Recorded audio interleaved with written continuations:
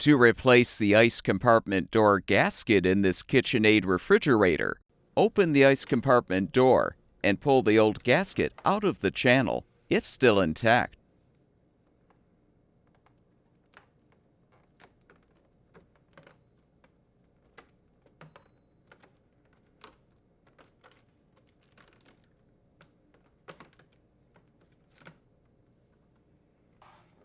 To install the new gasket, align the notch in the gasket with the bend in the door.